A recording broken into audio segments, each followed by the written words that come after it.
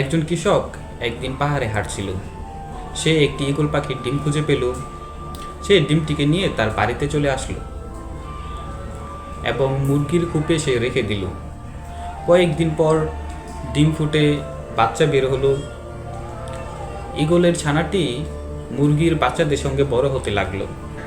সে মুরগির মতন মাটি করে খাবার খেত, ছোট ছোট লাফ দিত। সে ভাবতো সে আসলে এক মুরগি। একদিন সে হঠাৎ করে দেখে আকাশে এক বড় বিশাল পাখি। সে পাশে থাকা তার মুরগিকে জিজ্ঞাসা করলো, ওটা কে? তখন তার পাশে থাকা মুরগিটা তাকে বলল, ওটা হচ্ছে ঈগল পাখি, সে আকাশের রাজা। তখন ঈগল পাখির ছানাটি দীর্ঘ শ্বাস ফেলে বলল, আমি যদি পারতাম ওই ঈগল পাখির মতো আকাশে ডানা মেলে উঠতে। এভাবে সে সারা জীবন মাটিতে কাটিয়ে দিল। সে কখনো জানতেই পারল না সে নিজে এক ঈগল পাখি ছিল।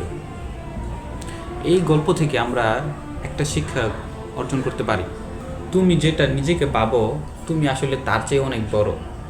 তুমি যদি তোমার ভিতরে থাকা শক্তিকে চিনতে না শেখো, তুমি সারা জীবন মুরগির মতন বাঁচবে, ঈগল হয়ে। নিজের বিশ্বাসই তোমার সীমা ঠিক করে দিবে।